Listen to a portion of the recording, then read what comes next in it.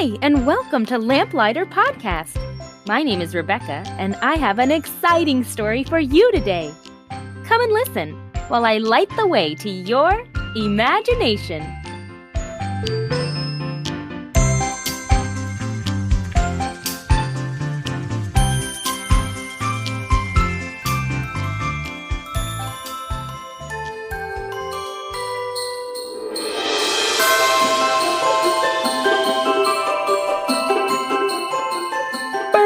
It's cold outside, but I just love this time of year. I love making cookies and drinking hot cocoa and wrapping presents and decorating. It's my favorite. And I love playing in the snow. You want to know something awesome about being a squirrel? What's that, Momo? I don't have to wear any jackets or gloves or hats or boots when I go outside in the snow. I can just jump in and out of my house anytime I want. Ooh, that would be fun. Yeah, I wish I could get everyone a fur coat like me. I think you all would make great squirrels. I'm not sure about how I feel about being a squirrel. I guess it would be fun to jump around the branches, though. Today's story is about another animal that lives in a tree, but he doesn't have fur like a squirrel. He has feathers. And this feathery friend ended up having a bit of a problem.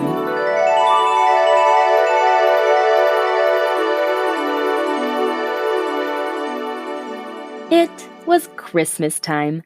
The snow was falling, the wind was blowing, the icicles were forming, but inside a cozy little house, the old cat Mortimer was very warm.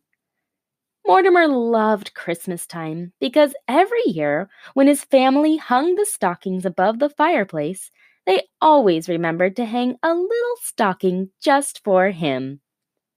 They would fill his stocking with special kitty treats and toys. He gazed up at his little red stocking above the fireplace. It was still empty, but he wasn't worried. He knew that his humans would fill it up for Christmas Day. He couldn't wait to see what was inside this year. Mortimer yawned and fell asleep in his cozy bed by the fireplace, under the light of the glowing Christmas tree. He was having a wonderful dream about chasing mice when he woke up suddenly. Some loud noise had interrupted his dream. What could that be? There it was again. It was almost like a soft humming sound. Then he noticed his stocking was moving. And yes, that sound was coming from his stocking. He thought to himself, "That's strange. It's not Christmas Day yet. Did my humans already put a toy in my stocking?" He was so curious that he jumped onto the couch and then onto the mantel above the fireplace so that he could peek into his stocking. He stretched his neck and peeked inside. There, in his stocking, was a fluffy little white owl. The owl stared back at him with two large, frightened yellow eyes. "What are you doing in my stocking?" Mortimer knew that his humans wouldn't have put an owl in his stocking. The little owl continued to look scared and said, Please, good sir, don't eat me. Mortimer laughed. "My little owl, look at me. I'm much too old and fat to eat something like you. My humans feed me the most gourmet and delicious food. I certainly don't need something as, feathery as you in my diet." The little owl was very happy to hear this. But then he looked down at the stocking where he was stuck and remembered his big problem. Well, I do seem to be quite stuck. Could you please help me out? Me? Out? Why don't you just fly out? Isn't that how you got in? Oh, I'm starting to feel very tired. Mortimer looked down at his cat bed below and wondered if he should hop back down and sleep. I can't, said the little owl, and then he began to cry. I want my mommy. Mortimer looked at the crying baby owl. He forgot about his bed and sleep, and instead felt sorry for the little guy. There, I didn't know you couldn't fly. I do say, how did you get in there then? I just wanted to see the beautiful Christmas tree there. He looked over at the large shining tree by the window. It's so magical and bright. I shouldn't have leaned out of my nest so much. I kept leaning more and more over my nest so I could see the tree, and suddenly, well, I fell out and rolled, and now I'm stuck forever. I want my mommy. There, Mortimer said. Well, I'll get you back to your mommy. Mortimer looked at the window nearby and saw that one of his humans had left the window slightly open. That must have been how the little owl rolled in. The owl looked hopefully up at the cat. Really? Will you help me? Oh, you're the nicest cat in the whole world I've ever met. All right now, let's not get too blubbery. First, we need to get you out of here. Mortimer looked at his comfortable cat bed, and that gave him an idea. He jumped down off the mantel and began dragging his cat bed across the floor. The owl watched from above with large eyes, wondering what Mortimer was doing. Finally, his cat bed was in the right place, right under the stocking. Mortimer jumped back onto the mantel and said, Are you ready for another drop? I guess so, said the little owl, not sure what that meant. Mortimer then grabbed the bottom of the stocking, flipped it upside down, and began to shake it. After a couple of shakes, the baby owl came tumbling out. Whee! I'm flying! He said as he dropped. He landed with a soft thump on Mortimer's fluffy bed. Oof! Oh, nope, not flying, just falling. Mortimer walked over to the open window and looked out. There was a large tree right outside the window. He looked up, and there it was, a nest in the branches above. He looked back at the baby owl, who was now jumping up and down on his bed, having fun. How was he going to get him all the way up there? He was an old cat and hadn't climbed a tree in years. But he supposed he had to try. There really was no other way. He jumped down and said, I know you can't fly yet, but can you hold on very tight? The little owl held up one of his clawed feet. I'm super good at holding on. Sometimes when it's really windy, my brothers and sisters and I have to hold on so tight to our nest. All right. Well, why don't you hop on my back and hold on to my collar? You'll have to hold very, very tight. The little owl excitedly hopped onto Mortimer's furry back. He found his collar and grabbed on as tight as he could. Mortimer knew the window wasn't open wide enough to fit through, so he went out his cat door. The minute they stepped out, the freezing wind and snow whirled around them.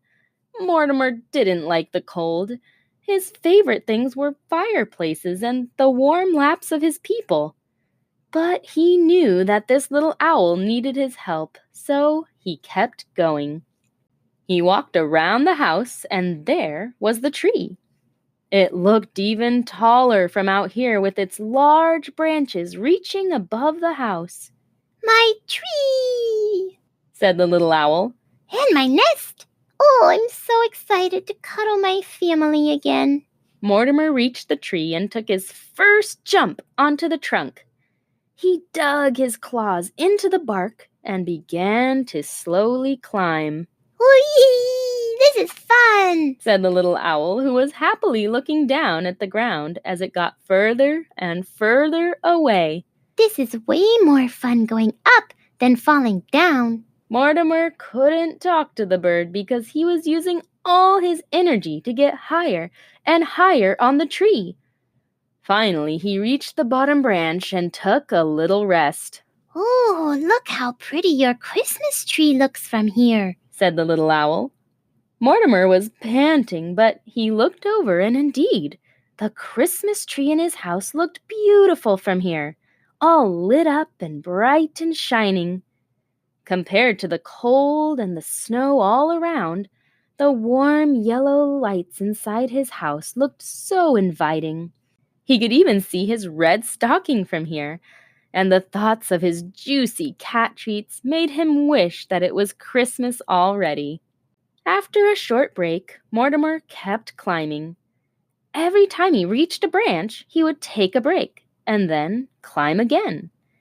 The wind was so cold and the snow was making his fur wet and icy. The little owl snuggled down deep into his fur to stay warm while they climbed. Slowly, slowly, they got closer to the nest at the top. Finally, when Mortimer was so tired and beginning to wonder if they'd ever make it to the top, the little owl cried out, "There! You're almost there! I can see my mom." Mortimer did one last leap onto the branch that held the nest. He carefully walked towards the large nest, trying not to wake up the sleeping owls. "Here you go. Why don't you, hop off here?" he said while he leaned forward. The baby owl very carefully hopped onto Mortimer's head and then hopped onto his nest. He turned to Mortimer and said, "Thank you, sir. I never knew if I'd ever come home again. This has been the best adventure ever. But I'm happy to be home again." He gently hopped down and settled under his sleeping mother's wing. Mortimer was exhausted, but he smiled as he watched the little owl close his eyes and fall asleep. The way down the tree was a lot easier than the way up. He had never felt so happy to crawl back through his cat door. He felt the warm air begin to melt the snow on his fur. He happily crawled into his cat bed and lay down. As he yawned and stared at the Christmas tree, he thought about the baby owl way up in the tree outside and was happy that he had helped him. It hadn't been easy, but he could sleep well now knowing that the baby owl was safe. A couple of weeks later, Christmas morning finally arrived. Mortimer watched his family opening gifts and laughing. One of them took down his full stocking and pulled out all of his gifts one by one for him. Of course, most of them were treats, since he was too old to play with many toys now. As he was munching on his new kitty treats, he saw something move just outside the window. He looked up and saw that it was a large brown owl looking right at him. The owl waved one of his wings as if to say hello. Mortimer saw then that this was the very owl that he had helped just a couple weeks ago. All of his beautiful grown-up feathers had come in. He walked over to the window and saw the owl spread his wings wide, showing Mortimer all his new feathers. Then the owl jumped off the branch and showed Mortimer how he could fly. He did flips and turns and went up and down. It was really quite lovely to watch. Then the owl flew by and waved one more time before flying away out of sight. Mortimer sat staring out the window for a while, listening to the sound of laughter behind him as the children opened more gifts. This Christmas morning gave him more than just treats and toys. It gave him the real joy of helping others.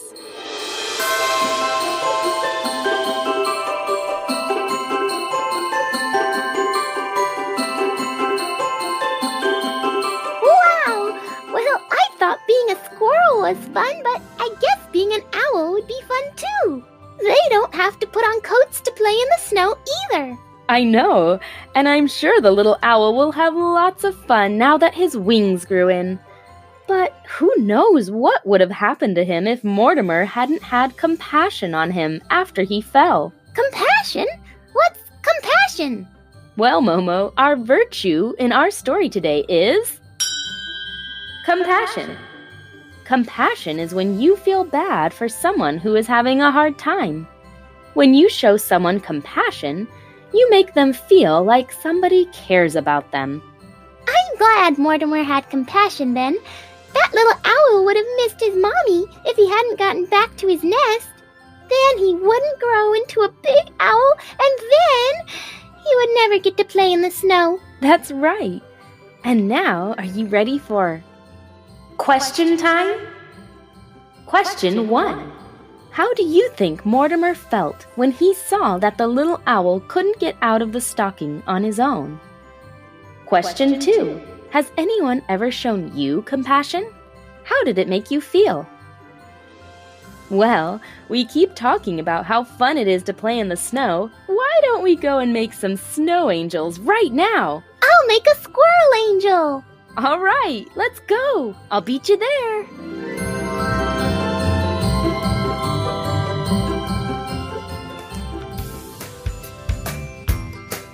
Thanks for listening to Lamplighter Podcast today. I hope you enjoyed Mortimer and the Christmas Owl. If you liked our story, please leave us a review. You can also consider supporting this podcast on Patreon.